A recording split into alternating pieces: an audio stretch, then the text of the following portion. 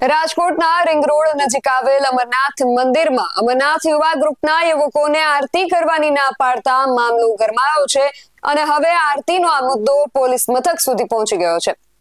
યુવકોને મહાઆરતી કરવાની ના પાડતા ક્ષત્રિય આગેવાન પીટી જાડેજા વિરુદ્ધ ફરિયાદ દાખલ કરવામાં આવી છે, પણ કેમ અચાનક ધાર્મિક સ્થળે આવો વિવાદ સર્જાયો છે?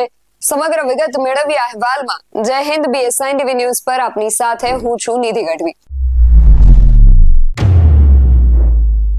ક્ષત્રિય આગેવાન પીટી જાડેજા વિરુદ્ધ દાખલ કરવામાં આવેલ આ ફરિયાદમાં એવું જણાવવામાં આવ્યું છે કે ક્ષત્રિય આગેવાન પીટી જાડેજાએ ફોન કરીને અમરનાથ મંદિરમાં આરતી કરવાની ના પાડી હતી અને કહ્યું હતું કે ના પાડવા છતાં જો આરતી કરવામાં આવશે તો લોહિયાળ ક્રાંતિ સર્જાશે। આ બાબતને લઈને ફરિયાદ કરનાર જસ્મીન મકવાણાએ શું કહ્યું, પહેલા એ સાંભળીએ।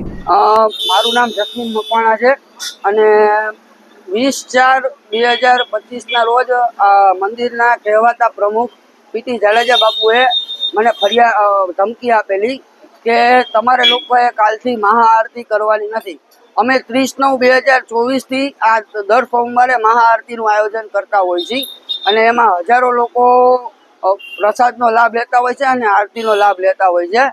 એના અનુસંધાને મને કહેવામાં આવેલું કે તું હવે કાલથી આરતી કરતા નહીં તમે લોકો, અને જો કરશો તો તું આજથી મારો દુશ્મન છો અને હું તલવાર લઈને બેસીશ। પછી મંદિરમાં કોણ તમે લોકો આવી શકો છો એ જોજો।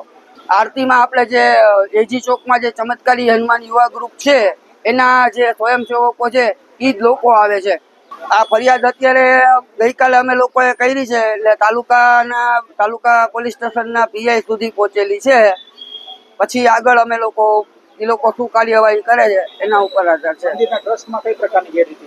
મંદિરના ટ્રસ્ટમાં આજે જનરલી ચેરિટી કમિશનરનો નિયમ એવો હોય છે કે 2004માં એને નોંધણી કરી તો એના નિયમ પ્રમાણે એના બંધારણમાં લખેલું છે, ટ્રસ્ટના બંધારણમાં, કે 3 વર્ષે ફેરફાર રિપોર્ટ ભરવો। પણ 2007 પછી કોઈ પણ જાતનો ફેરફાર રિપોર્ટ એમાં ભરેલો નથી। 2007 પછી આખો PTR નો ચોપડો છે એ કોરો છે। અને બીજું કે શેડ્યુલ 10 જે ચેરિટી કમિશનરમાં ઓડિટ માટેનું હોય છે, જે પૈસાના હિસાબ માટેનું હોય છે, આજે 2004 થી 2025 સુધી અમે લોકોએ એડવોકેટ થ્રુ જે શેડ્યુલ 10 કઢાવેલ, PTR કઢાવેલ, તે બધું કોરું છે। એટલે એના એડવોકેટના કહેવા મુજબ અત્યારે એવું છે કે 2007 પછી આ ટ્રસ્ટની માલિકી કોઈની ન કહેવાય। ગેરરીતિની તપાસ કરવાનું કામ ચેરિટી કમિશનરનું છે। અમે લોકો અત્યારે એડવોકેટ થ્રુ ચાલેલા છીએ। એડવોકેટ અત્યારે લીગલી પ્રોસેસ કરે જ છે। લીગલી પ્રોસેસમાં જે કાંઈ જવાબ આવશે એનો ચેરિટી કમિશનર સાહેબ પોતે જ હુકમ કરશે। મંદિર સાથે સંકળાયેલા ક્ષત્રિય આગેવાન હટ્ટીસિંહ જાડેજા પણ આ જસ્મીન મકવાણાના સમર્થનમાં આવ્યા છે અને તેમનું કહેવું છે કે અમારા યુવાનો મંદિરમાં પૂજા અર્ચના સહિતના ધાર્મિક કામો કરે છે અને અહીંયા 1000 થી 1200 શ્રદ્ધાળુ પ્રસાદ લે છે અને અમરનાથ નામનું એક યુવા ગ્રુપ આ મંદિરને ચલાવે છે।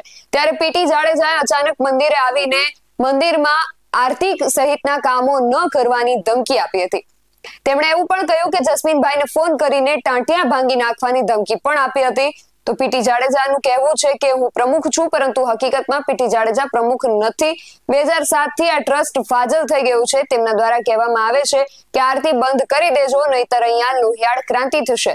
હું પ્રમુખ છું, હું કહું એમ કરવાનું અને મારું નામ લેવાનું। અમારી જાણ મુજબ તે પ્રમુખ નથી। અમે RTI દ્વારા માહિતી પણ માંગી છે।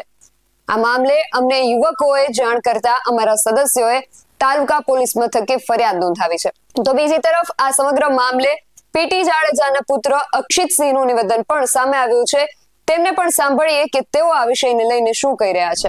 અક્ષિતસિંહ પ્રવીણસિંહ જાડેજા, હકીકતમાં એવું છે, મારા ફાધર 2004 થી અહીં બધા ટ્રસ્ટીઓ એમને પ્રમુખ બનાવેલા।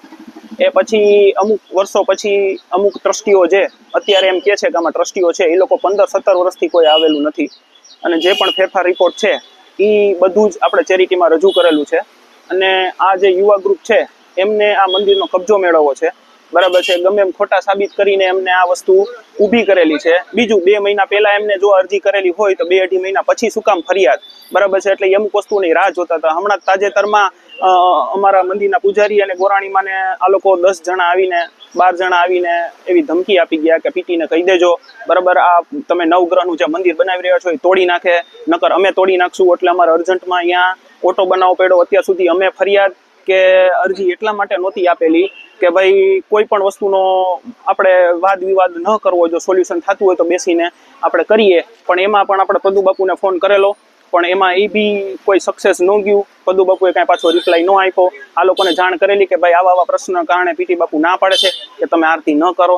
આરતી જે રેગ્યુલર થાય છે એ આરતી તમે ચાલુ રાખો, બરાબર છે. અને અહીંયા જે આટલો માણસો ભેગા થાય તો ટ્રાફિકની વ્યવસ્થા, આજુબાજુના અમુકને પ્રોબ્લેમ થાય છે. બીજું 8-9 હજાર રૂપિયાનો પ્રસાદીનો ખર્ચો છે, બરાબર છે. તો 8-9 હજાર રૂપિયા ઘણી વાર ઈ પોતે પ્રસાદી કરતા હોય છે, ઘણી વાર આ લોકોને કહે છે એ પ્રસાદી. બીજું વગાડવા વાળાના લોકો 1100-1500 રૂપિયા આપે છે. તો ટ્રસ્ટની કોઈ પણ વસ્તુ લીધા વગર ઈ પૈસાનો વ્યવહાર કેવી રીતે કરી શકે? એટલે ઘણા બધા પ્રશ્ન હતા. બીજું અમરનાથ મહાદેવ મંદિર ટ્રસ્ટ દ્વારા આરતી થાય એવું મારા ફાધરે પણ સૂચવેલું, છતાં પણ આ લોકો ધરારથી એવું કીધેલું કે ભાઈ અમરનાથ યુવા ગ્રુપ દ્વારા થાય છે. અને ના, હજી કોઈ એવું હજી સુધી આપણી પાસે જે જૂનું ટ્રસ્ટ છે અને જે ટ્રસ્ટના દ્વારા જ આ મંદિર ચાલે છે, તેમાં પ્રમુખ તરીકે તમે કોપી માંગો તો મારી પાસે છે. અને ચેરિટીમાંથી તમે માંગી શકો કે એમાં પ્રમુખ તરીકે અત્યારે પીટી જાડેજા જ છે, બરાબર છે. અને એમાં ફેરફાર રિપોર્ટ કરવા બી આપણે મૂકેલા છે કે નવા ટ્રસ્ટીની નિમણૂક માટે કે જે વધારાના આપણે વ્યક્તિઓ લેવા હોય એની માટે. બીજું કે અમારા આ પ્રશ્ન આવવાનું કારણ કે એ લોકો યુવા ગ્રુપ દ્વારા જે પણ વ્યક્તિઓ છે એ દ્વારા અમારા અદાને ગોરાણી મને ધમકી આપે છે. બીજું ગાર્ડનમાં આ લોકો મીટિંગ કરે છે, ત્યાં હથિયારો રાખે છે.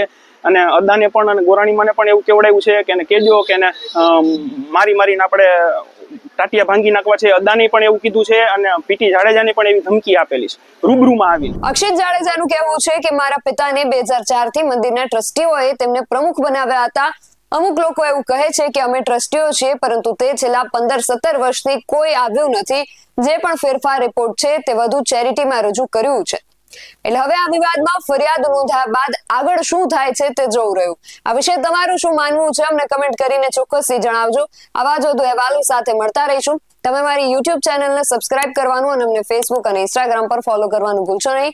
બાકી અવનવી અપડેટ્સ માટે આપ જોતા રહો BSI TV ન્યૂઝ. નમસ્કાર.